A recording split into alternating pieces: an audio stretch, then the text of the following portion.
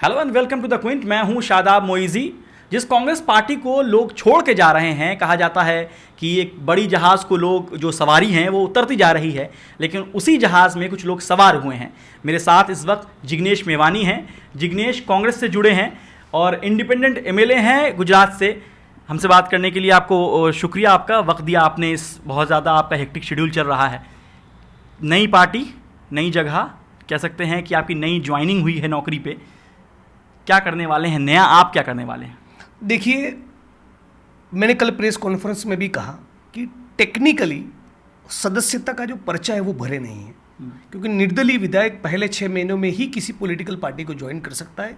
यदि बाद में किया तो बतौर एमएलए वो कंटिन्यू नहीं कर पाएगा, मतलब कि डिसक्वालीफाइड हो जाएगा। और हम किसी पद सत्ता की लालच में तो आए हैं नहीं, तो हम लोगों ने डिसीजन लिया है कि आने वाले दिनों में वो फॉर्मली ज्वाइन करेंगे। मैं मेरे मत क्षेत्र के लोगों को भी हर्ट नहीं करना चाहता, उनको डीच नहीं करना चाहता हूँ। ये पहली बात है। ज्वाइन इसलिए किए है कि इस बारे में लेके हमको कोई कन्फ्यूज़न नहीं है कि इस देश के लोकतंत्र, संविधान और आइडिया ऑफ इंडिया के ऊपर एक सचमुच हमला बोल दिया गया है। दाभोलकर, पानसरे, कलबुर्गी, मेरी माँ गौरी लंकेश की हत्या, रोहित वेमुला को सुसाइड के लिए मजबूर करना, रात दिन झूठ, नफरत, हिंसा फैलाना, ये तो हमारा आइडिया ऑफ इंडिया नहीं था। ये तो संविधान के मूल्य नहीं है। तो कल को नए राष्ट्र का निर्माण करने से पहले अभी जो कबाड़ा चल रहा है ना, उसको रोकना बतौर पॉलिटिशियन नहीं, बतौर भारतीय नागरिक मेरा पहला कर्तव्य मैं मानता हूँ। और अब जब इनको रोकना है तो उनको रोकने के लिए वो व्हीकल और प्लेटफॉर्म चाहिए जो स्वतंत्रता के आंदोलन का नेतृत्व किया है, और वो कांग्रेस पार्टी है। इसलिए हम उनके साथ खड़े हैं। और पर्सनली राहुल जी से हमारे जो भी इंटरेक्शंस रहे, मैं बहुत फ्रेंकली आपको बोलता हूँ, he is a man, is extremely well meaning and very genuine person. वो कभी आरएसएस और भाजपा से कॉम्प्रोमाइज़ नहीं करेंगे। तो इस पड़ाव में, इतिहास के इस जंक्चर पर, जब सारे प्रगतिशील लोगों को ये लगता है कि इलेक्टोरली बीजेपी को डिफीट करना एक मोस्ट वाइटल टास्क है, तो उनको हराना है, तो सबसे बड़े प्लेटफॉर्म के साथ बैठना है। और आइडियोलॉजी में उनके साथ थोड़ा ट्यून भी फील कर सकते हैं। उनका भी एक कॉन्स्टिट्यूशन में मानते हैं, स्वतंत्रता के आंदोलन की विरासत रही है, उनके साथ साथ ही हमारा idea of India in a way evolve हुआ है। तो ये सब कारण है। मतलब राहुल गांधी बीजेपी और आरएसएस के खिलाफ खुलकर बोलते रहे हैं और लगातार बोल रहे हैं, ये बोलते रहे हैं, और साथ साथ सचमुच वो मानते हैं कि आरएसएस और बीजेपी की विचारधारा वही मनु की विचारधारा है।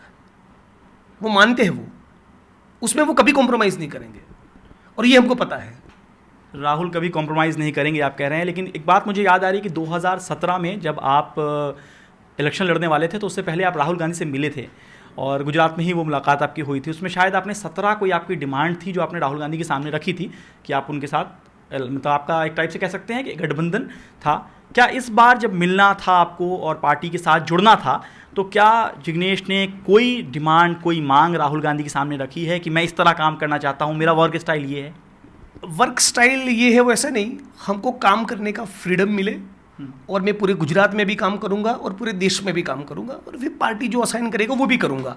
लेकिन मुझे इस बात का पूरा कॉन्फिडेंस है कि फ्रीडम को लेकर मुझे कोई तकलीफ होने वाली नहीं है। और अब किसी भी नई जगह पे जाते, बतौर जर्नलिस्ट, अब किसी दूसरे मीडिया ग्रुप में जाते, तो एक स्ट्रगलिंग का फेज होता है, देन यू सेटल डाउन।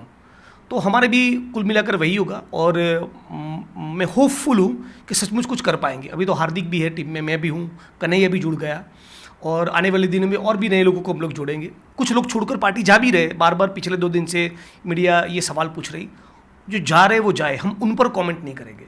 जो आ रहे हैं उनको लाएंगे, उनको अपनी ओर आकर्षित करेंगे, और वो सब लोग साथ में मिलकर रियल कॉन्क्रीट इकोनॉमिक सवाल है, जैसे महंगाई का सवाल, जैसे बेरोजगारी का सवाल, पब्लिक हेल्थ और एजुकेशन का सवाल, इन सवालों के ऊपर एक राजनीति खड़ी करने की कोशिश करेंगे। इस सवाल पे भी हम आएंगे आपसे कि जो लोग जा रहे हैं वो, उनको आप जाने की बात कर रहे हैं। लेकिन 2017 में कांग्रेस ने आपको सपोर्ट किया था, आप इंडिपेंडेंट लड़े थे।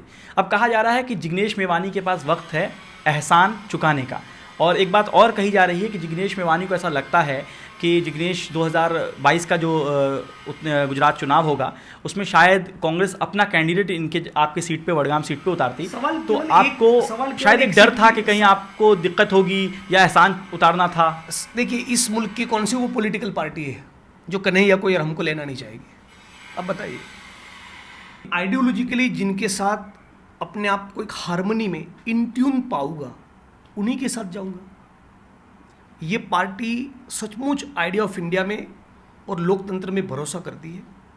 इस पार्टी ने ही बाबा साहब अम्बेडकर को संविधान लिखने का एक फेबुलस अपॉर्चुनिटी दिया, और मुझे उम्मीद है कि बाबा साहब अम्बेडकर के सपनों को आज नहीं तो कल हम जो साकार करना है वो यही पार्टी करेगी। ओके, दूसरे दल है जो उनके साथ गठबंधन में हमारे साथ अलायंस में हो सकते हैं। मैं उसको गुजरात में देख रहे हैं कि आम आदमी पार्टी बहुत एक्टिव हो रही है, तो आपके पास ऑप्शन था कि आम आदमी पार्टी भी जा सकते थे, वो भी बात करती है विकास की, वो भी सबको साथ देने की वही तो कह रहा हूँ, जिस पार्टी को हम अपने साथ आइडियोलॉजिकली करीब पाएंगे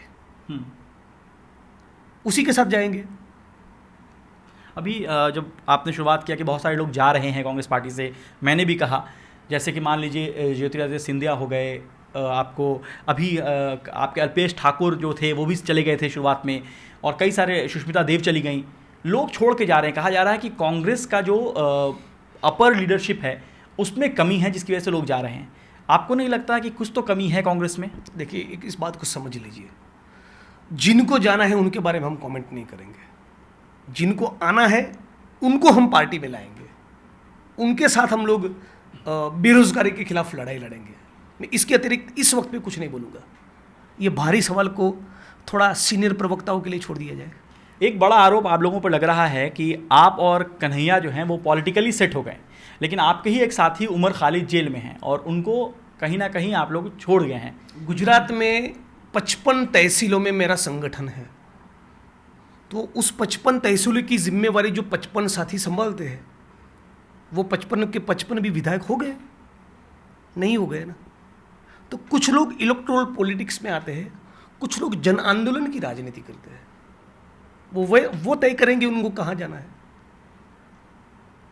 मैं उसकी गैर कानूनी गिरफ्तारी के खिलाफ न बोला हूं तो सवाल है। मैं कल भी बोला था, आज भी बोला हूं, कल भी बोलूंगा। जो चार्जेस उसके खिलाफ लगे उसमें 1% सच्चाई नहीं। मैं जब भी उसे मिला हूं, केवल किसानों और मजदूरों के दर्द के बारे में उसने बात की है, बाबा साहब अम्बेडकर और भगत सिंह के बारे में बात की है। हम सारे यूथ लीडर्स में मैं बतौर इंसान उसको सबसे बेहतर मानता हूं। लेकिन इलेक्टोरल पॉलिटिक्स एक अलग चीज़ है। सारे लोग उसमें आना चाहते हो, ना आना चाहते हो, उनकी चॉइस है। बट पॉलिटिकली कहीं ना कहीं उसको एक वर्ड कह सकते हैं, अनटचेबल टाइप सिचुएशन है कहीं ना कहीं। पॉलिटिकली जहां तक जन आंदोलन की राजनीति है, उसका एक स्पेस है। सारे लिबरल सिविल सोसाइटी के प्लेटफॉर्म्स उसको बुलाते हैं।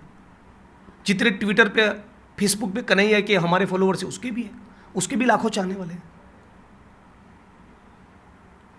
तो बार बार बात उठती है ना कि उमर खालिद का मतलब नाम की वजह से। हाँ, उठती रहे। उसका नाम रमेश चतुर्वेदी होता तो इतना दिक्कत नहीं होता।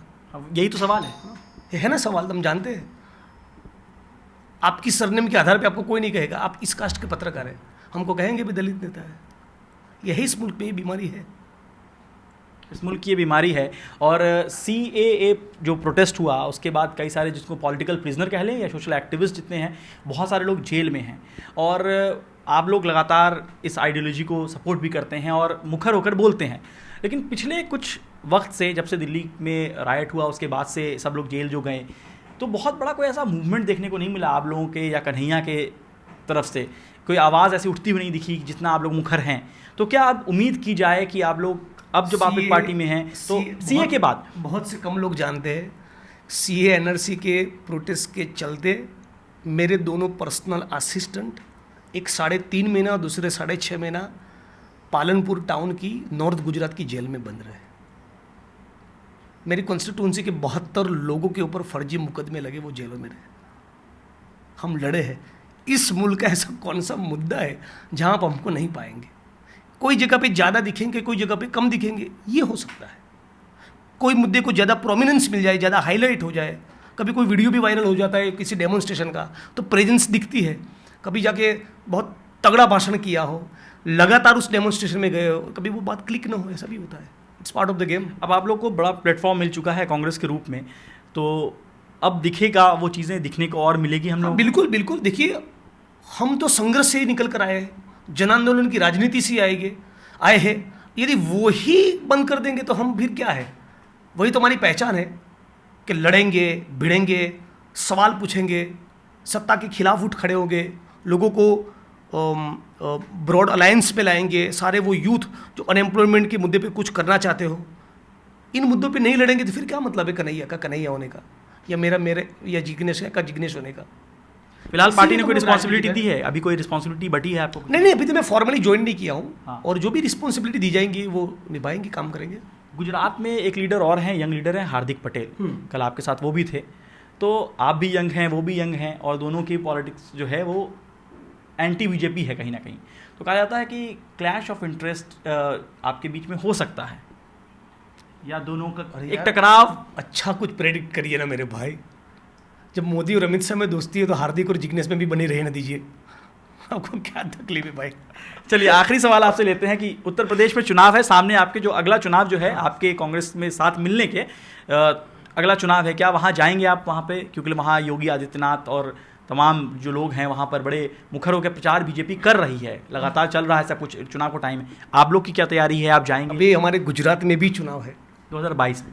22 में, अभी कुछ 8-10 महीने का वक्त है, वहाँ थोड़ा हमको फोकस करने दीजिए। फिर पूरा जीवन पड़ा है पूरे देश में घूमने के लिए। जब पूरे देश में घूमते हैं तो पत्रकार साथी आपके जैसे दोस्त यही पूछते हैं, मैं कॉन्स्टिट्यूंसी में नहीं हूँ, और 25 दिन यदि कॉन्स्टिट्यूंसी में चले गए तो कहते इतना बड़ी घटना हो गई वहाँ पर राजस्थान में, अब गए नहीं। तो थोड़ा भी गुजरात में फोकस करेंगे, और आने वाले दिनों में पूरे देश में भी घूमेंगे। चुनाव है तब भी जाएंगे, चुनाव नहीं है तब भी जाएंगे।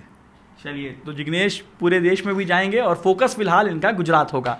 तो बाकी खबरों गुजरात के बारे में ये मत कहिएगा कि ऐसा कैसे, गुजरात फोकस में रहेगा। अगर काम नहीं कीजिएगा तब भी मैं सवाल पूछूंगा जनाब ऐसे कैसे।